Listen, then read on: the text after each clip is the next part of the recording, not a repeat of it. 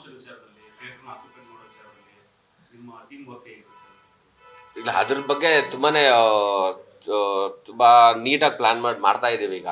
And ಈ ಸಮಸ್ಯೆ ಇವಾಗಿಂದ ಅಂತಲ್ಲ, ಸುಮಾರು ವರ್ಷದಿಂದ ಇದೆ. ಜಗ್ಗಿಗೆ ಗೊತ್ತಿದ್ದು ಇದು. ಪ್ರತಿ ಪ್ರೆಸ್ ಮೀಟಲ್ಲೂ ನಡೀತಾ ರಿಲೀಸ್ ಮುಂಚೆ ಎಲ್ಲರೂ ಕೇಳ್ತಾರೆ ಬೇರೆ ಭಾಷೆ ಸಿನಿಮಾಗಳ ಹಾವಳಿ ಜಾಸ್ತಿ ಇದೆ, ಸಿಗಲ್ಲ ಅಂತ. ಅದು ಯಾವಾಗ ಏನಾಗುತ್ತೆ ಅಂದರೆ, ಇವಾಗ ನಮ್ಮ ಸಿನಿಮಾ ಚೆನ್ನಾಗಿಲ್ಲ ಅಂದಾಗ ಖಂಡಿತವಾಗ್ಲೂ ಜನ ಬಂದು ನೋಡಲ್ಲ. ಸಿನಿಮಾ ಚೆನ್ನಾಗಿದೆ ಅಂದ ತಕ್ಷಣ ಖಂಡಿತವಾಗ್ಲೂ ಬಂದು ಸಪೋರ್ಟ್ ಮಾಡೇ ಮಾಡ್ತಾರೆ. ನಮಗೆ ನಂಬರ್ ಆಫ್ ಥಿಯೇಟರ್ಸು ಜಾಸ್ತಿ ಆಗುತ್ತೆ. ಸೊ ನಮ್ಮ ಮೈನ್ ಫೋಕಸ್ ಸಿನಿಮಾ ಚೆನ್ನಾಗಿ ಮಾಡಬೇಕು, ಜನಕ್ಕೆ ಅದನ್ನು ನಾವು ನೀಟಾಗಿ ಕೇಟರ್ ಮಾಡಬೇಕು. ಸೊ ಆ ಒಂದು ಪ್ರಾಪರಾಗಿ ನಾವು ಕೆಲಸ ಮಾಡ್ಕೊಂಡಾಗ ನಮ್ಮ ಸಿನಿಮಾಗೆ 100% ಎಲ್ಲ ಜಾಗದಲ್ಲೂ ಅವಕಾಶಗಳು ಸಿಕ್ಕೇ ಸಿಗತ್ತೆ.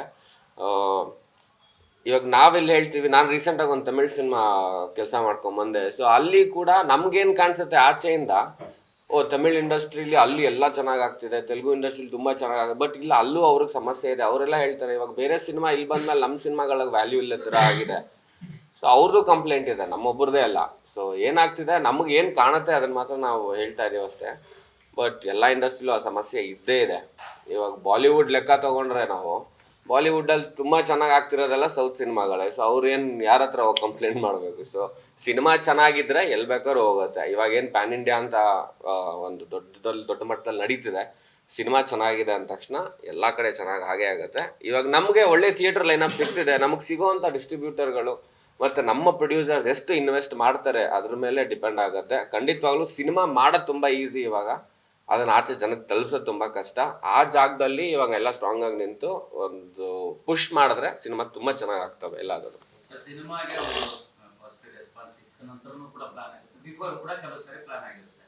ಈ ಪ್ಯಾನ್ ಇಂಡಿಯಾ ಚರ್ಚೆ ಆಗುತ್ತೆ. ಸೊ ಕನ್ನಡ ಬಿಟ್ಟು ಬೇರೆ ಬೇರೆ ಲ್ಯಾಂಗ್ವೇಜ್ಗೆ ತಲುಪಿಸುವಂಥ ಪ್ಲಾನ್ ಇರುತ್ತೆ ಹೆಂಗೆ?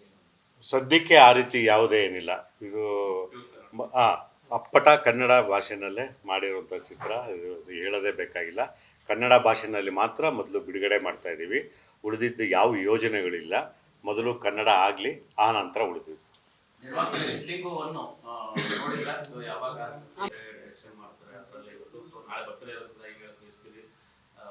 ಇಲ್ಲ, ಬರ್ಡೇಗೆ ವಿಶ್ ಮಾಡ್ಬೋದು. Many more happy returns of the day 2 cinema announce ಮಾಡಿದ್ದಾರೆ. KP ಶ್ರೀಕಾಂತ್ ಅವ್ರು ಇನ್ನೊಂದು ಸಿನಿಮಾ ಮಾಡ್ತಿದ್ದಾರೆ, ಮತ್ತು ಜಡೇಶ್ ಅವರು ಇನ್ನೊಂದು ಸಿನಿಮಾ. ತುಂಬ ಸಖತ್ತಾಗಿದೆ ಫಸ್ಟ್ ಲುಕ್. ಅದು ಲ್ಯಾಂಡ್ ಲಾರ್ಡ್ ತುಂಬ ಚೆನ್ನಾಗಿದೆ. ಖುಷಿ ಆಯಿತು ನೋಡಿ ಅದನ್ನು.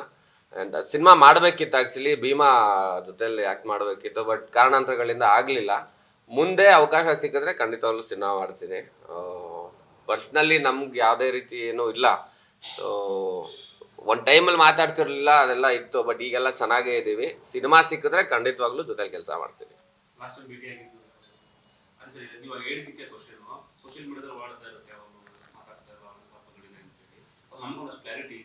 ತುಂಬ ಬರುತ್ತೆ ಸೋಷಿಯಲ್ ಮೀಡಿಯಲ್ಲಿ. ಅದು ನಾವು ತಲೆ ಕೆಡ್ಸ್ಕೊಳಕ್ಕಾಗಲ್ಲ. ನಾವು ಫ್ಯಾಮಿಲಿ, ನಾವು ಚೆನ್ನಾಗೇ ಇದ್ದೀವಿ.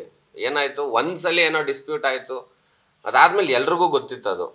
ನಮ್ಗೆ ಜಗಳ ಆಗಿತ್ತು, ಅದೆಲ್ಲ ಆಯಿತು. ಅದಾದ್ಮೇಲೆ ಒಟ್ಟಿಗೆ ಆದ್ವಿ. ಇವಾಗ ಚೆನ್ನಾಗೇ ಇದ್ದೀವಿ. ಬಟ್ ಸಿನಿಮಾ ಮಾಡೋಕ್ಕೆ ಪಾತ್ರಗಳು ಒಂದಾಗಬೇಕಲ್ಲ. ಪಾತ್ರಗಳು ಕರೆಕ್ಟಾಗಿದೆ, ಖಂಡಿತವಾಗ್ಲೂ ಮಾಡ್ತೀನಿ. ಭೀಮಲ್ಲಿ ಆಲ್ಮೋಸ್ಟ್ ಆಗಿತ್ತು, ಬಟ್ ಆಗಲಿಲ್ಲ. ಕೊನೆಗೆ ಆಗ್ಬಿಟ್ಟಿದ್ರೆ ತುಂಬ ಚೆನ್ನಾಗಿರ್ತಾಯಿತ್ತು. ನನಗೂ ಆಸೆ ಇದೆ ಇರಬೇಕಿತ್ತು ಅಂತ. ಏನು ಮಾಡೋಕ್ಕಾಗತ್ತೆ, ಇರ್ತಾವಲ್ಲ ನಮ್ಮದು ಸಣ್ಣ ಪುಟ್ಟ ವ್ಯವಹಾರ ವಿಚಾರಗಳು. ಸೊ ವರ್ಕೌಟ್ ಆಗಿಲ್ಲ ಅಂದರೆ ಮಾಡೋಕ್ಕಾಗಲ್ಲ. ಸೊ ಹಂಗಾಗಿ ಸಿನಿಮಾ ಮಾಡಿಲ್ಲ. ಅವತ್ತು ಹೇಳಿದೆ, ಭಾರಿ ಖುಷಿ ನನಗೆ ಕೆಲಸ ಮಾಡೋಕ್ಕೆ. ಯಾಕಂದರೆ ದುನಿಯಾ ಆದಮೇಲೆ ನಾವಿಬ್ಬರು ಎಲ್ಲೋ ಕಾಣಿಸ್ಕೊಳ್ಳೇ ಇಲ್ಲ. ಬರೀ ಕಾಂಟ್ರವರ್ಸಿಗಳಲ್ಲೇ ಹೆಸರಾಗ್ತಾಯಿತ್ತು. ಸಿನಿಮಾ ಮಾಡಿ ಹೆಸರು ಮಾಡಬೇಕು ಅಂತ ನಮಗೂ ಆಸೆ ಇದೆ. ಸಿನಿಮಾ ಸಿಕ್ಕಿದ್ರೆ ಖಂಡಿತವಾಗ್ಲೂ ಮಾಡ್ತೀವಿ.